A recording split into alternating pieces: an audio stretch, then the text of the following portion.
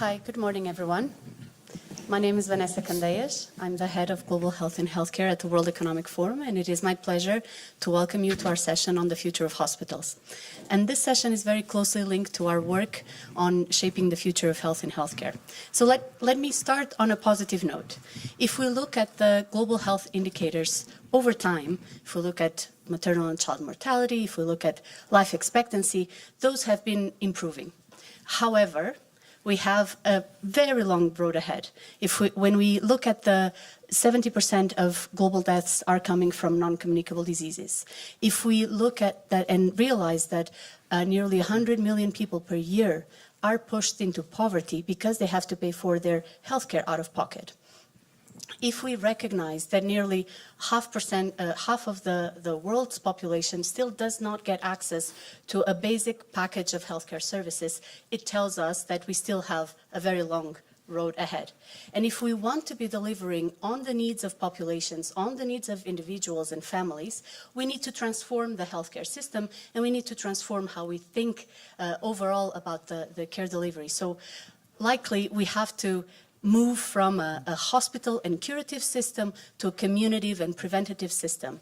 We need to move from a silo vertical system to one that looks at multi-stakeholder and multi-sector cooperation. And we need to move from a fragmented and sometimes paper-based system to one that is fully integrated and has data interoperability and data-informed decision-making. And so what I hope is that our panel this morning helps us get to some of the how can we get through these transformations. And so without further ado, let me hand over to the moderator, Helen Clark, former Prime Minister of New Zealand, who will be the moderator for the session. Thank you, Helen.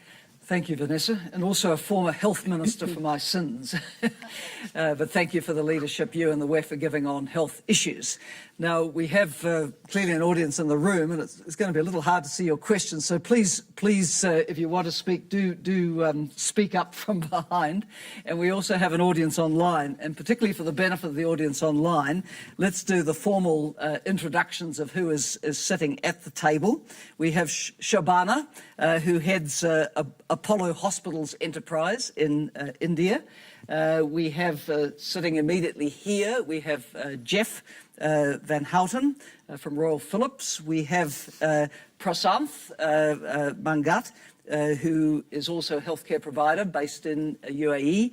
We have Nancy Brown from the American Heart Association, and we have Stephen Klasko from Jefferson Health USA, who also doubles as a doctor. Just to frame a little bit further from what Vanessa has said, with my background in politics and looking at resource allocation, of course, health is always one of the most challenging areas because there's an infinite amount of what you could do, but the money is never infinite. So you're always looking at what's the best use of the health dollar, and how do we minimise hospital admissions and lengths of stay, how do we support primary prevention, how do we support secondary prevention, how do we make our hospitals more effective, what's the role of technology, all the issues that we have a ton of expertise around the table on today. So in our discussion before, we thought we'd start with the people who have a background in health and in the advocacy around prevention and management of heart disease. Then we'll come to the providers, and then we'll come to the technology people. So that's going to be our structure. So I'm going to start with you, Stephen, and you've kind of framed a question for us in the green room along the lines of, well, what would our jobs look like in the future? So over to you. Yeah, I feel like a panel on the future of hospitals is a little bit like asking folks what was the future of retail after Amazon started. And I had my wow moment when I was at Standard & Poor's and they downgraded the entire nonprofit healthcare provider system, because what they said is, if you folks don't disrupt, you're going to become a commodity. And I think it's really a math equation. 40 years ago, Bill Kissick from Wharton wrote a book called Medicine's Dilemmas, Infinite Needs, Finite Resources. Sound familiar? And he was the first person to talk about the iron triangle of access, quality, and cost. And he said, you're not going to break that triangle unless you're willing to disrupt the system. And the things are solvable. It gets down to healthcare becoming digital, gets down to healthcare becoming global, gets down to bringing population health and personalized medicine together, and it gets down to healthcare being consumer-centric. Just a few examples. We can do all our shopping in our pajamas watching TV, but if we have a stomach ache in most places, you're going to get on the phone to get an appointment 5 days later. The technology's there, the data's there. We just haven't utilized it as providers. So how do we get care out to where patients are instead of expecting patients to come to us for care? I think part of it is getting away from just talking about the technology. You know, we always talk about telehealth. We don't talk about telebanking. We don't get up in the morning and say, I think I'm going to telebank. It's just that banking went from 90% in the bank to 90% at home. We have to start to bring those technologies together. Second thing, we have to start to think about what the humans are in a new healthcare system. Because once we do have better augmented intelligence opportunities, we still accept physicians in most places in the world the same way we did before, based on memorization, science, GPA, MedCats. And we're amazed that doctors aren't more empathetic, communicative, and creative. Jack Ma last year at this forum said, you know, when we created cars, we didn't try to get humans to run faster. Computers will always be smarter than doctors, but they'll never be as wise. So how do we start to choose physicians and nurses around empathy, et cetera? We also have to retrain our workforce. And finally, I think healthcare is the only sector in this entire forum that's not global, right? I go to the smart cities piece, you go to the finance piece, head of finance in Shanghai is just as brilliant in the United States or Australia. But if you're the head of cardiothoracic surgery in Shanghai or Bangalore and you come to the United States, we make you retake your residency. The things that are done for 2/3 of the world around things like acupuncture and Ayurvedic medicine in the United States are considered alternative health. That has kept us. So at the end of the day, I believe that we run an 18-hospital system. I believe that we will start to be paid based on how healthy our population is versus how many people come in to fill our beds. And I think that that's a revolution that has to start now. We have to align some of the payment models. The last thing I'll say is there's a great Upton Sinclair quote that said, it's hard to get somebody to do something when their salary depends upon them not doing it. And we have a lot of that in policies where we talk about population health, but we still pay people to have acute care in hospital beds. Yeah. There's kind of maybe an evolution of the capitation payment model for primary practitioners, which a number of countries have, but it's never really been taken to the whole health system, as it were. Nancy, bringing you in from American Heart Association.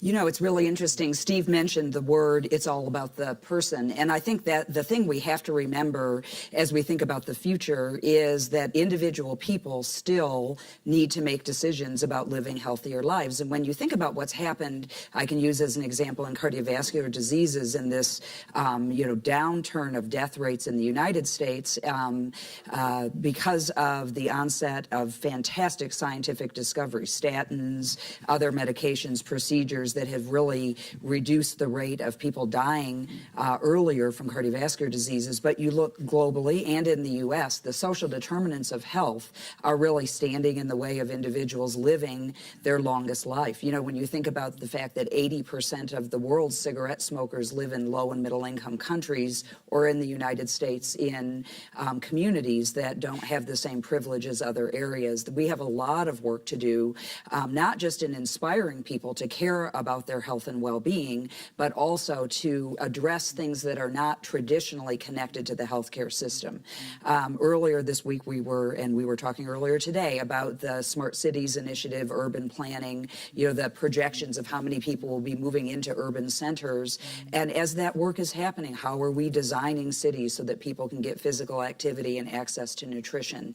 We see this alarming rate of individuals taking up e-cigarettes, vaping, juuling, that we are very concerned about will addict the next generation of smokers. And so many of the things that bring people to Steve's hospital are things that can be prevented. And so we have to think about the holistic environment in which an individual lives. What is their education level? How do we use advocacy to make our cities smarter? How do we make sure that all people have access to high quality health care.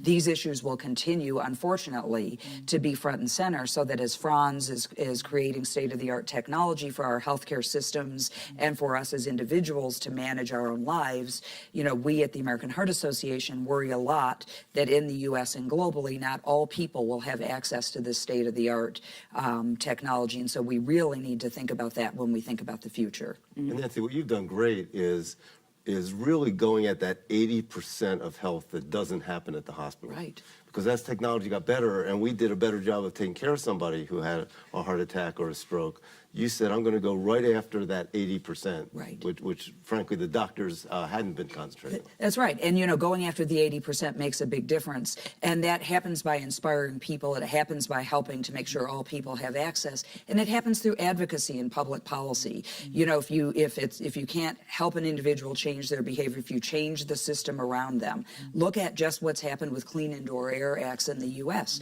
You know, this avoidance of secondhand smoke has reduced drastically and has been proven scientifically to reduce recurrence of heart attacks.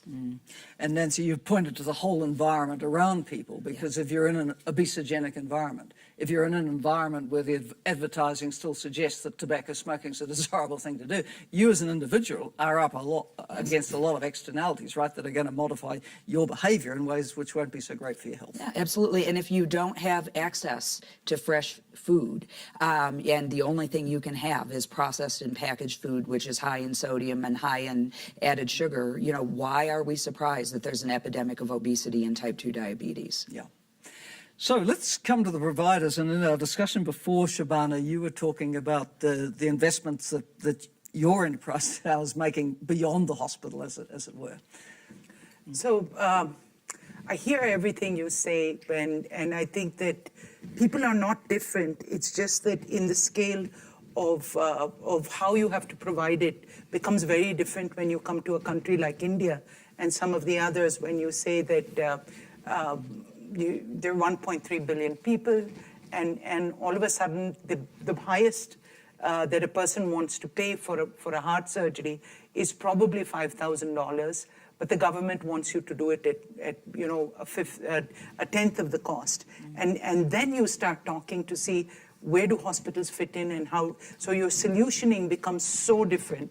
So then you think about how can we keep them out of a hospital? What is it that we need to do to create facilities around it? So, you know, we're all coming from the same place.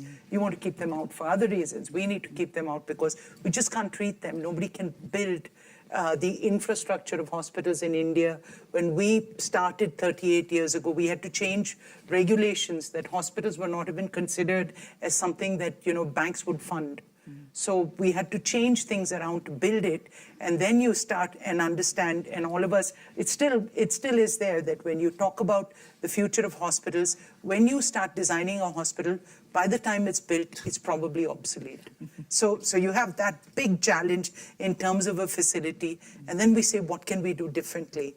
So I'd like to actually talk about a couple of things that India does differently and some things that will probably be tomorrow's scaled models. So if you talk about, and that's necessity is the mother of invention. So we started a project with Philips to do an EICU.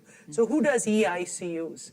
And this is something that we're actually putting in rural hospitals, because you can train doctors, but how many of them want to move out of a city and live in a village? But there are people there, you want to keep them well. So it's not just in countries like India, but it's China, it's rural America, rural Canada. All these people have the challenges. So I think that the telemedicine part of it, so you can come into a very high solution that is an EICU. We do teleradiology for around the world. So, we do this at scale. And telemedicine is something that, you know, we have a track record of actually doing 2 million consults. And that's a large number. But we do think that that's obsolete today. As you said, you know, that nobody thinks about banking. So what we've done is actually put it there on a phone, on an app that you can ask people. And 2 months ago, I was in Israel, and they have the coolest of technologies, and everybody knows that. So what they did is that you can start monitoring your blood sugars, your blood pressure, and so many more parameters. All this can come, and they said the reason, so they have an otoscope and everything, and they said your mobile phone has the highest computing and the best imaging. So why do we have to reinvent that? So I think that is the disruptor technology. Our mobile phone is the disruptor and could be very well where the future of hospitals will move us in that direction. And a recent study that, that said what would be your biggest disruptor, and like you said, they said Amazon. Yeah. And Amazon hasn't even got into the act. Apple at least has, they have the phone that is doing so many things. And in that, they said, technology will disrupt hospitals by 30%, insurance by another 32%, and all the others. So, this is what we're looking at. We're looking at finding solutions, for population, for scarcity, and also for the wonderful technology we have in disruption. So we truly live in exciting times. So maybe for Vanessa, this would be a good topic for next year's forum. Instead of going self-driving cars, we could have self-healing humans. Right, there you go. That could happen. Yes. As long as you can make it affordable. Prasanth, how does this resonate with your provision based on UAE? Thank you. Definitely, I go with Sunita's view. We are an organization who are active for the last 45 years in various economies. We are a decently large player in developed markets, including UK, Spain, and Italy. And we also have been, concentrated on GCC, where we control 1/3 of the market of the GCC, which is having higher purchasing power. And we also have been recently very active in markets like Africa. So, to me, when I look at the entire healthcare problem, I divide that healthcare problem into 3 sets of problems, which sometimes we discuss with Phillips on this particular subject. It's not in the order of importance, but if you look at, there is a percentage of population in the world who pay from their pocket, who are affluent, who have the money to pay, who want the best of the best. So this, if you look at it, providers like Sunita or me in that market, to a certain extent, they are subsidizers for a larger platform for us. Then for them, the problem is different. From their perspective, whether I'm getting value for money, from a healthcare provider like us who are working in that environment, most of our healthcare resources are sucked by these high value paying customers. So how will you balance your healthcare resources to the other set of people? Then you also have a second set of problem that comes out from maybe around 25-30% globally, but some economies like maybe in US or maybe in UAE, where we have 90%, which is sovereign, directly, indirectly supported insurance programs, where sustenance of healthcare is primarily focused on how government can continue to fund this premium of insurance companies. There, the entire sustenance comes into the fact that we need to make sure that government should be able to pay for that for a longer period of time. If government system fails, none of us, the private healthcare providers, won't be able to work. The investments go completely futile. So we need to identify that problem, and how can you do that? That is where we believe this entire telemedicine, the teletechnology, like, exactly what Sunita said, we also work on ICU, tele-ICU. We also started the telepathology, whereby, the resources move. So if you look at it from a healthcare perspective, there are 2 cost elements which comes in. One is your consumable drugs on one side, 2 is your human resources. How can you optimize or maximize these 2 expenditure definitely is a key in the success of the second set of problem.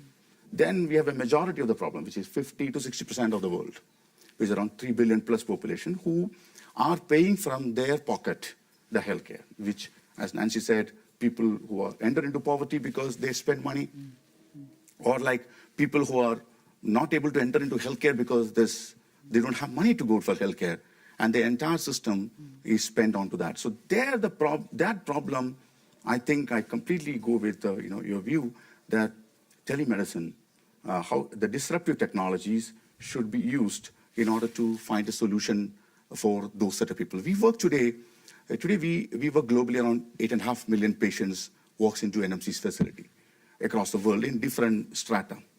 So we started recently with a telemedicine program to reach into 3 million odd students in Kenya as a country who are on the puberty age of 11 and 16, where they enter into communicable diseases.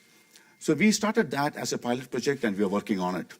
We currently started working on for the refugees under the UNHCR in Jordan using the telemedicine program. So telemedicine definitely has got big value in that strata of population, which definitely all the three problems has to be seen to be going in hand. Otherwise, providers like private providers who are multi-countries will find difficult to give, there's no one solution that fits into every country and every demography.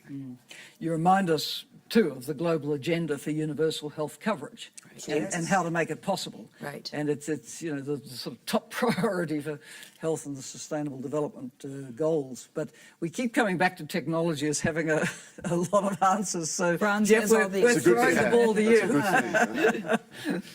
There's something to do for us. Yes. And just for everybody to know, so Philips, we focus on health and healthcare. And when we pivoted our strategy some years ago, we said consciously we are not only going to focus on hospitals, we are going to focus on the entire continuum of care, from healthy living, consumers, how do you keep them healthy, to early diagnosis, screening, and then the acute and episodic care, and then the chronic care. Now, so I lay that out as a continuum, and in your introduction you already mentioned, what can you do on preventative care, and how can you make healthcare more efficient, and then how can you work on secondary prevention. And here in value-based care, we often talk about access, product cost, and outcomes. And so we need to tackle all three, right? Access is about the social distance of people. Will they get care at all? Productivity, I mean, as I serve customers all over the world, I see huge differences in efficiency, right? I mean, I would say we can probably make hospitals 30% more efficient without huge interventions. And then you could redirect some of those resources to your primary and secondary prevention, right? And then, of course, outcomes, I think science and technology will still advance further to make precision health work even better, so that we can tailor it to who needs it. Now, to envisage such a continuum, you need actually a care orchestrator, right? And who is the care orchestrator? That you could say is the consumer, but actually the consumer has not always the knowledge. When they're healthy, they don't care, and when they're unhealthy, they need specialized knowledge. So if you talk about the future of the provider, right, I see the role of the provider as the care orchestrator. And second notion that I would put on the table here is that we need to work towards networked care. Right? So now we have a concept where we bring care into the community, linked to specialized centers, and somewhere we have an air traffic control, right?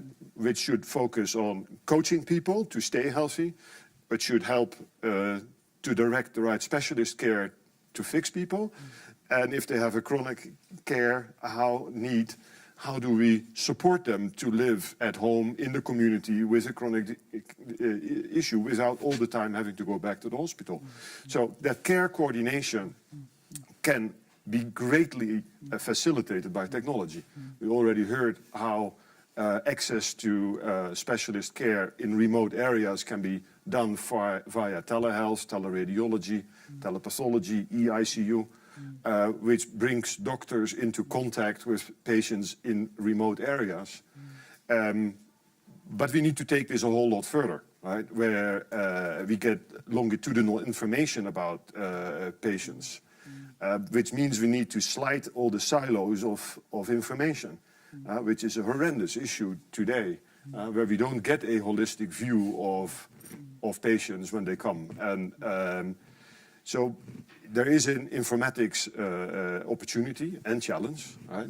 Because once you have data, both on population view, but also on individual view, you can become proactive, right? Now I can say, oh, you know, you're trending in the wrong way or the right way. If there's a digital twin, you know, kind of a picture of how people are doing with their health, especially that is very realistic for chronic patients, then we can exercise that role of the care orchestrator much better. We can be proactive rather than reactive. And I think that will enhance the quality of life, but it will also avoid unnecessary cost. So we envisage that through the cloud we are connecting patients and providers. Technology can make hospitals a lot more efficient. And then I would hope that we would redirect that money both to primary and secondary prevention. Because altogether we burn enough cost in the world, and I think we could do more with that effectiveness. And I think examples in India also demonstrate that you can do interventions at a fraction of the cost. Now, that's not always popular, and we all, of course, like to charge big bills, but when we want to reinvent healthcare, we need to look at it much more holistically, and yeah, some disruption will have to happen. You know, it seems like a common theme among all of us is getting away from Philips just looking at itself as a technology piece, or us. So when somebody comes into our hospital, or we were even talking even the heart, you're looking at how that interacts with the brain. You know, what we've come to call it is healthcare with no address. That the definition of Jefferson 5 years from now will be the care and caring we give wherever it is. I personally believe that most of the non-surgical health care that we provide in hospitals now will be done at home with a new level of provider that will go out to the home and do most of those things, probably with better food and nicer TVs at home than they'll have here. The other thing is that the whole equity piece, a lot of those things are solvable, and we talk about global equity, but even within Philadelphia, 6.2 miles away, there's a 21-year life expectancy difference. And we have 6 academic medical centers in Philadelphia. So that gets to the 80% of education and housing and food. The example I gave Nancy is we looked at readmissions for congestive heart failure. And we always think it's what happens in the hospital. And these patients allowed us to do digital footprinting of what they were doing. Turns out that we could predict who was going to come back by how many pizzas they ordered the first week. Because we put them on a low-salt diet, and if they ordered 2 Domino's pizzas that week, chances were they weren't on the low-salt diet. Because they don't realize that bread is the biggest source of sodium in a person's diet. And of course, then you get into the whole privacy issue, which is a whole other. We have run with a health system in North America a program for congestive heart failure patients who very often have also other comorbidities, and they're elderly, and through a telehealth program that included behavioral coaching and daily measurements, and all that data was collected into our command center for care coordination. These thousands of patients, this was a large-scale trial. We demonstrated that we could reduce rehospitalization by 50%. Their enjoyment of life went up. Absolutely. They felt You see, we're better doing this- cared for. Yeah. We're doing this at scale in Yeah. India for condition management in diabetes, for instance, which is the big killer in India, that we're trying to get patients onboarded just for compliance. And we've seen that we're able to reduce hospital bills, we're able to actually insure them better. And I think insurance is important. It's very- that if you can critical get them, piece. you know.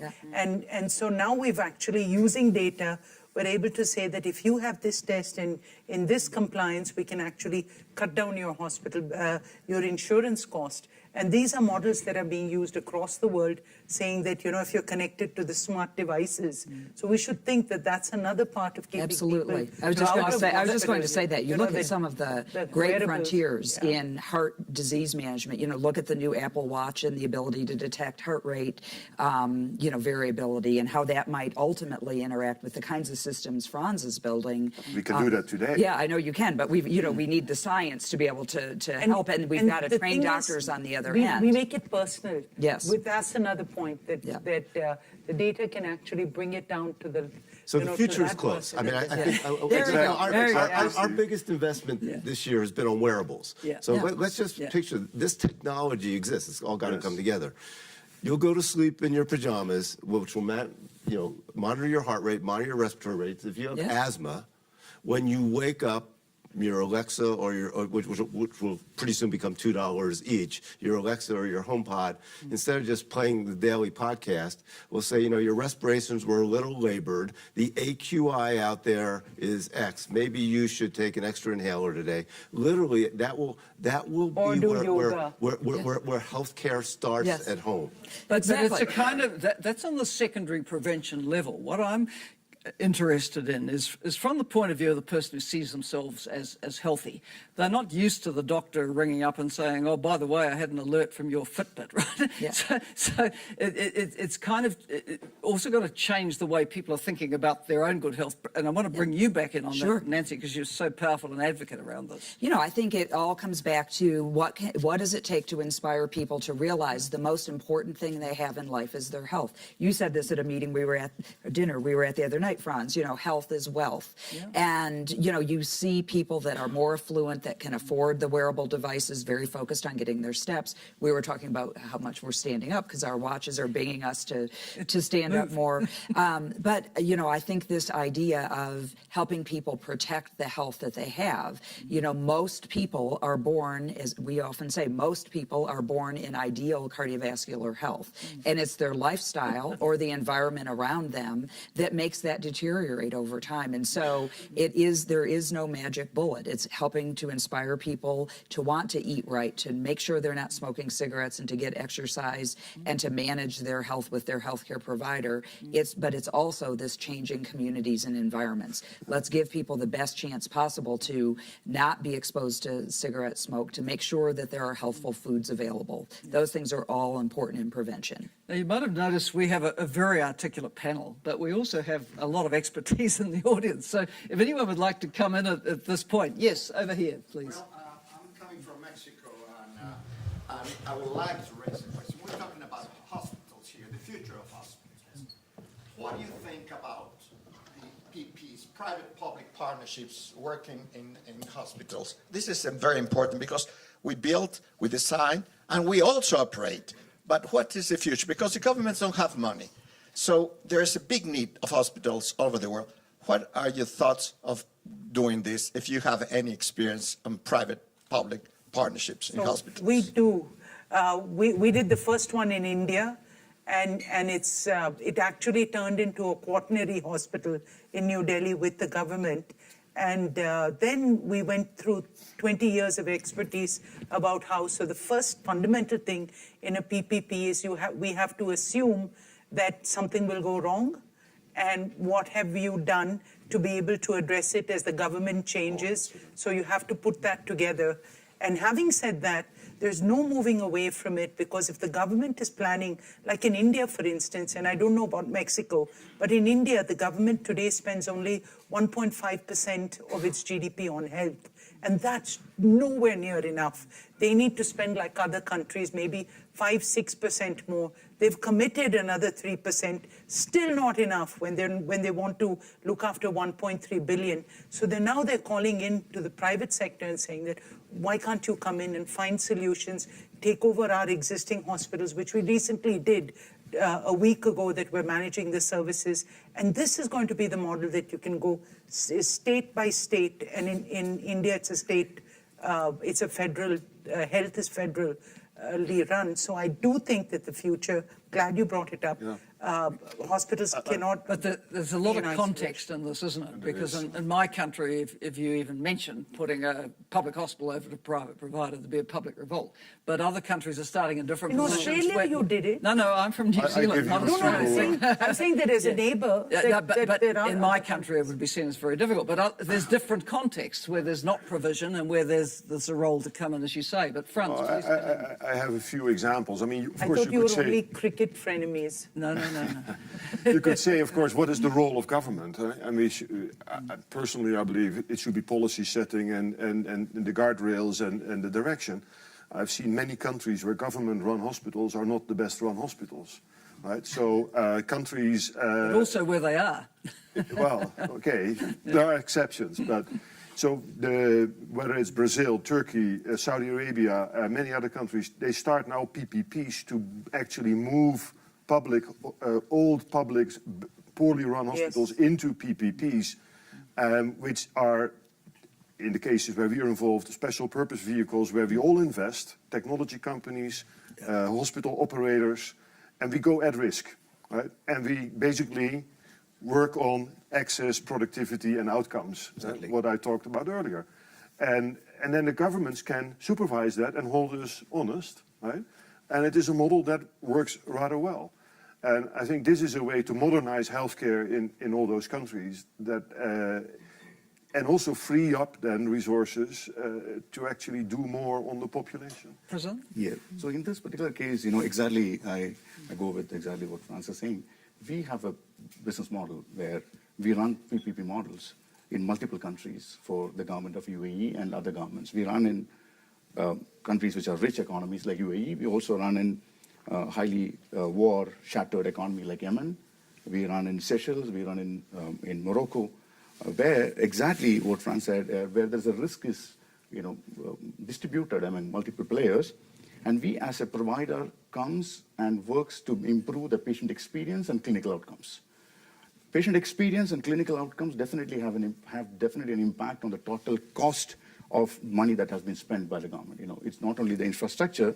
So infrastructure already is a committed infrastructure. So there the technology comes in from the provider, the technology provider, and healthcare provider works to improve the KPIs, which are the ambition is, you know, countries like UAE to take it to the US gold standards, but other economies to go into the better results of the world. We have seen results. In UAE, this is the 7th year that we are working. Yemen, this is the 3rd year that we are working. And over the period of time, we were able to really take it to the global standards, which effectively is reducing the spend of healthcare of the government. You know, I'm so glad you asked that, because I think we're about to enter a golden age of public-private partnerships. I think more and more there's an understanding that it's not a vendor-vendee relationship anymore. It's a little bit what Franz said. It's let's go into this together and we'll share the outcomes. I'll give you a couple examples. We're working with a company called Color Genomics. So we took our 30,000 employees and offered them with Color Genomics free genomic testing with subtyping. There's 5 different disorders that make a difference.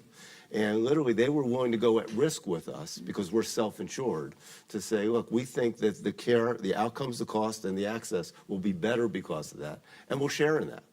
I think the thing that has to happen, though, is we have to start to mix both worlds together of technology and provider. I think the EMR is a good cautionary tale. The EMRs were developed, given us, and I've told other people, it's the only technology in the history of the world that because you've paid for that technology, you have to hire more humans so it doesn't get confused.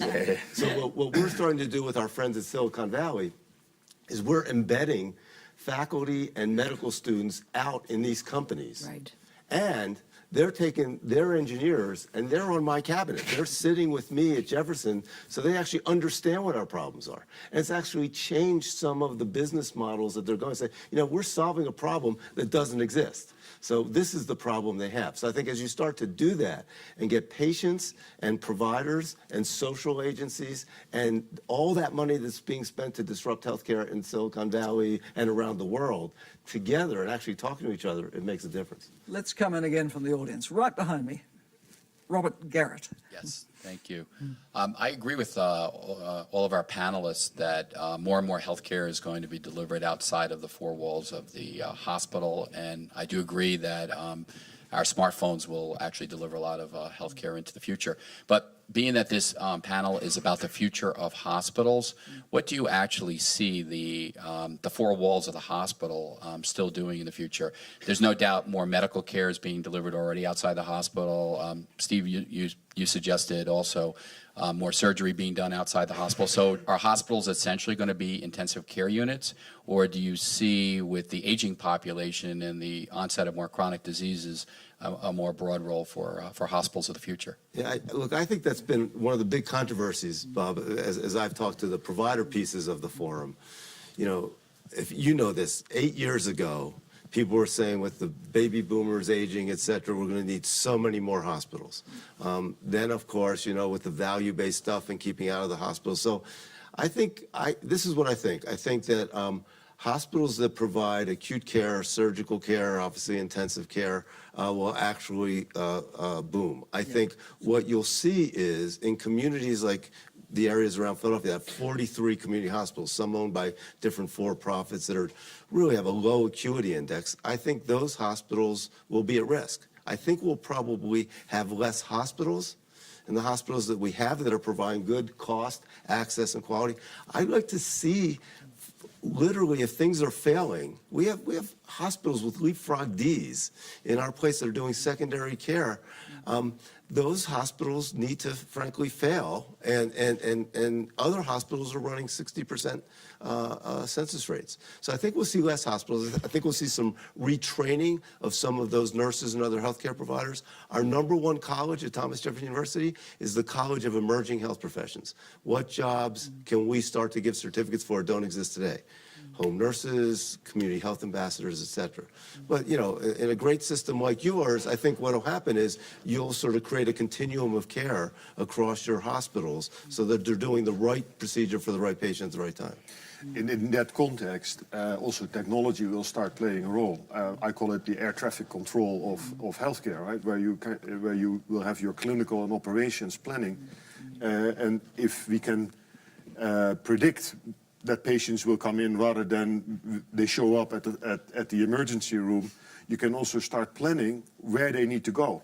Should this patient go to your tertiary center, or should we rather have them in the community in a cheaper bed, while you can still, through telehealth, give specialized care to that secondary location. But that means that the whole network becomes a networked care organization. Unscheduled care, I mean, can happen today. We are now moving almost 70% of our non-trauma, non-ambulance patients out of our expensive, inefficient ED. In fact, we actually built an urgent care center literally like a block away from my hospital because we might say, yeah, we ought to see you, but we don't need to see where all those trauma and ambulance patients are coming in. We can see you a block away, and by the way, if you need to come to the hospital, we can still see you. Well, that's a conscious management of traffic. But that's for everybody, Medicaid patients and everybody. But I think that I can't agree with you more that hospitals will happen, but the rate at which it will happen is very different based on countries with this. So you know, it might happen faster for you all. It'll definitely happen in India, but the rate of what we need first, you have to serve that, and then we can move on. That's to because that. you didn't have as many. You didn't have the hospital boom. So the future, I think, has to be tiered. Context specific. Yeah. Again. Because, you know, exactly, you know, if you look at it, one is availability of hospital. In you know, America may be an exception, or the UK NHS may be an exception. But in economies where we work, you know, we have seen that one is availability of money. Exactly what Sunita said about India a few years back. India today has availability of funds for healthcare, but there are a lot of markets across the world, you know, in markets, like for example, we are looking at Mexico as one economy, where we find in certain markets either availability of capital is scarce or the cash is available expensive. So once you enter into a 15% plus, you know, financing cost models, this healthcare will definitely not flourish in those economies. Second, the number of people who are coming out of the medical schools. You know, if you look at it, we went to Nigeria. We have an operation now in Nigeria. So even if you look at Nigeria as an economy, Nigeria has been producing medical professionals who are working now in the US or UK a lot. They are not ready to come back because of the social system that exists in those economies. So a nation who spends that money in medical schools, and if there is a brain drain happening in, this will be again a second impact. Third, extremely simple, but lack of clear water, good drinking water in those economies. Whatever we try, we talk about genetic screening globally, we talk about preventive mechanism for the affluent rich of the 1 billion. The 3 billion suffers because of lack of drinking water, which can have a big impact. So exactly, I resonate what Sunita said, that the future will be different to 3 different set of people in the world. You know, somebody like in US, it may be in a different manner, but those developing economies like in Saudi Arabia or like India will have a different issue. But those coming from certain other parts of Middle East, some, you know, North Africa, from the West Africa, or, you know, some part of Latin America, definitely will have a completely different problem that has to be, so the future of healthcare has to be seen in three different manners. But I think those three sets of people exist in every one of our countries. Exactly. So, you know, Yes, we right. brought one solution, Absolutely. you know, one solution which on this particular subject. We started working with Cincinnati Children's Hospital or like Boston Children's Hospital, which also is going, or like we start working with the UK big NHS system, where there's definitely a cash trap in the system. You know, either government has to pay, academic institution doesn't have money to, like exactly what you said, the NGO funding is coming down, nobody's ready to put on money on those activities.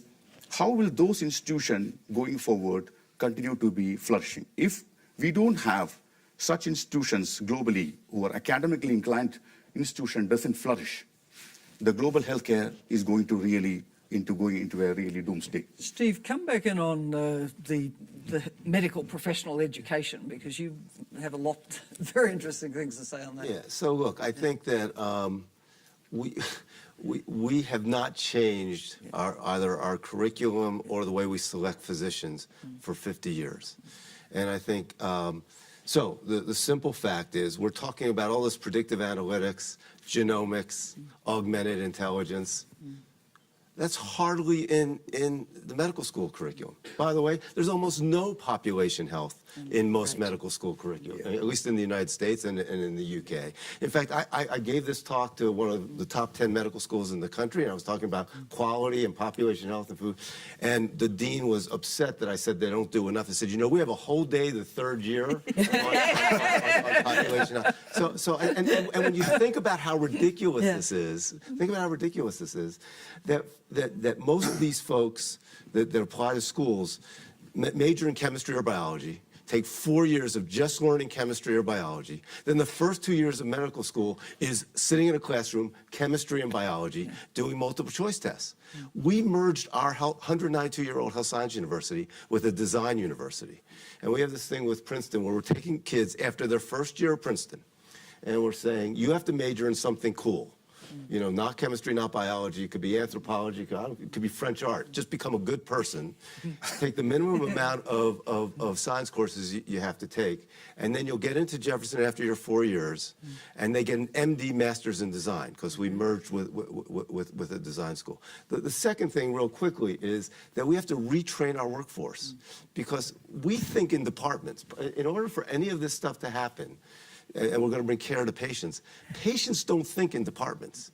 If you have a headache, you don't think, God, do I have a neurosurgical headache, a neurologic headache, a psychiatric headache, or a family practice headache? Right. But in most places around the world, you have to go to 4 different doctors.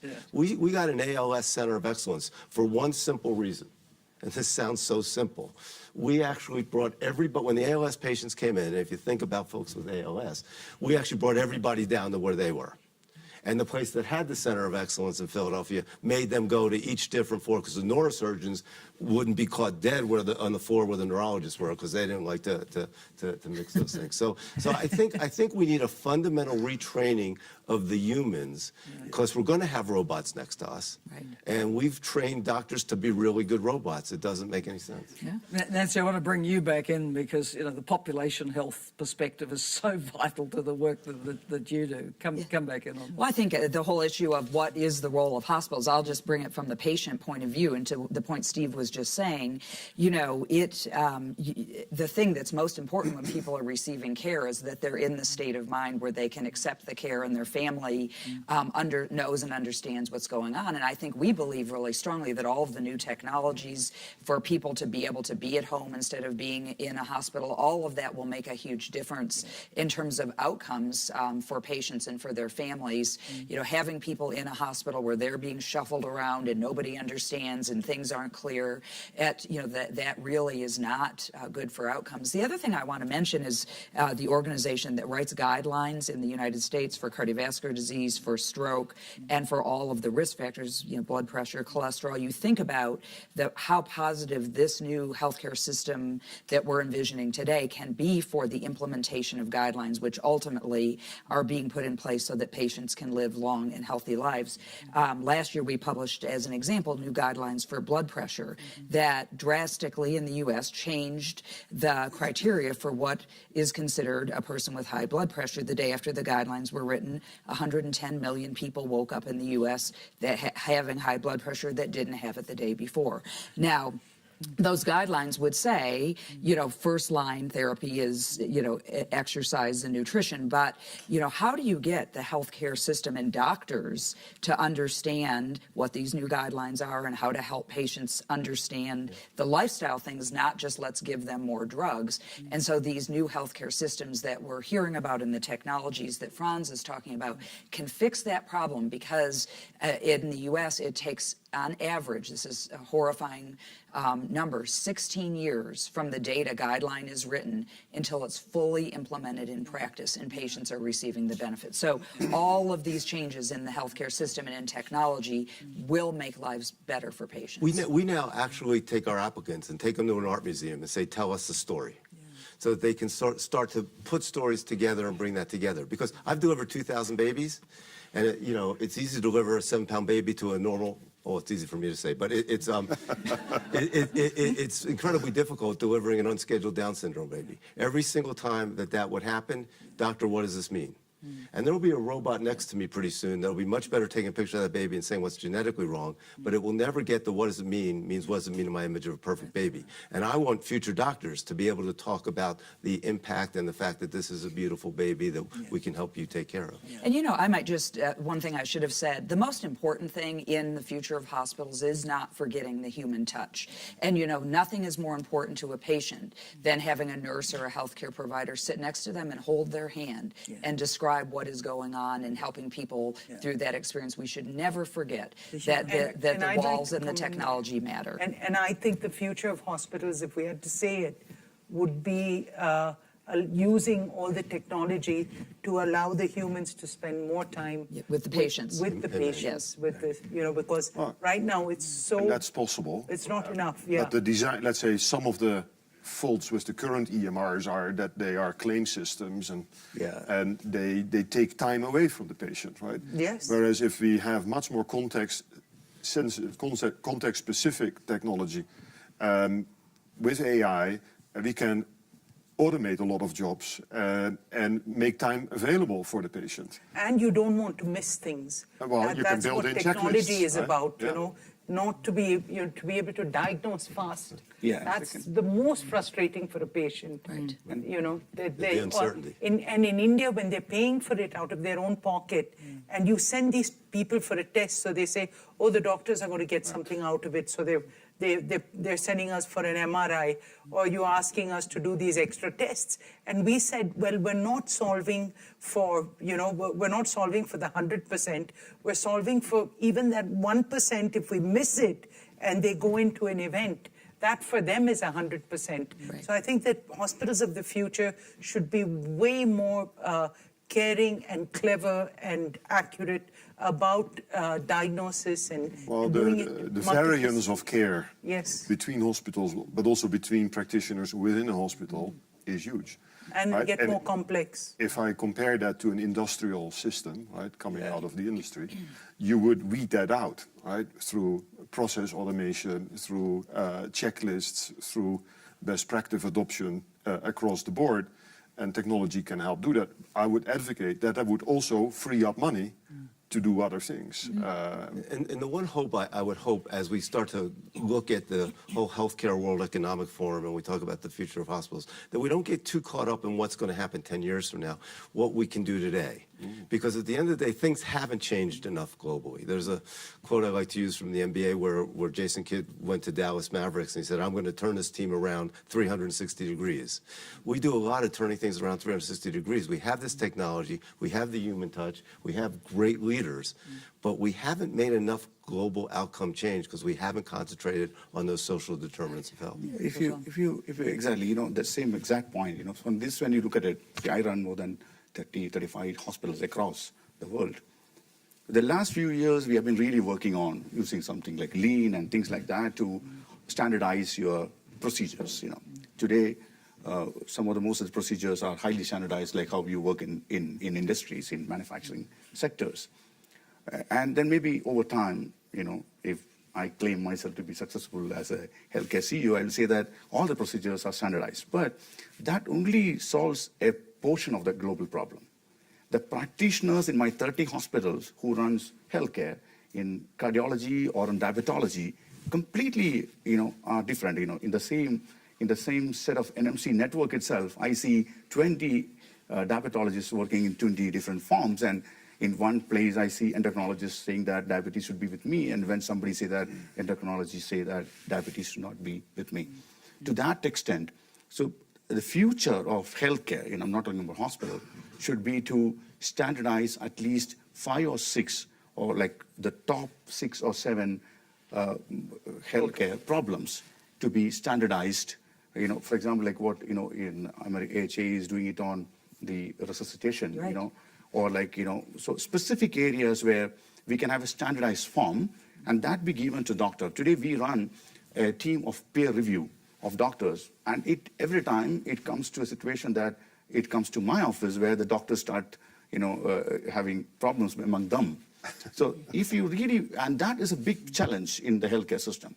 The protocols and procedures that you follow on administratively or non-clinically is not coming on the clinical phase. And clinical phase, if it is done, maybe to a great extent, the time spent on EMR can be more standardized, time can be spent more on patient, and the result also will be standard and unified across the world. We can learn from aviation, right? I mean, Exactly. there's Right. certain things that still require you to be human, but the checklist Checklist does is not. there. You don't get, if you're a Delta Abdul pilot, you don't go to And that Delta and checklist say, should be well, the I don't same. like your checklist. Yeah, if you are doing a blood test, 200 or 180, whatever it is, it should be done. Right. I said we're not going to have any trouble with this panel talking, and we've just about talked ourselves right out with 1 minute and 9 seconds to go. So really, to kind of bring it to a head, I completely agree with what Steve said about the future of the hospital, certainly for a society like mine and like yours, that it's going to be the acute, it's going to be the intensive, it's going to be the emergency, and then we're going to depend on a whole spectrum of other things happening to support the home care, perhaps the less intensive community-based facility, the training for the people who are going to be doing that, the role of technology. But then we also have the other context where countries actually don't have enough hospitals yet at all, or services, and that's got to be built, perhaps informed by the trajectory that the hospital system's gone But we'll in other still societies. have elements of this. Absolutely. And technology, regardless of the Exactly. context, rich country or poor, is going to have such a huge influence in diagnosis, prescription, support of the patient and so on. So thank you. Fantastic panel. Please give them all a big hand. Thank you. Thank you.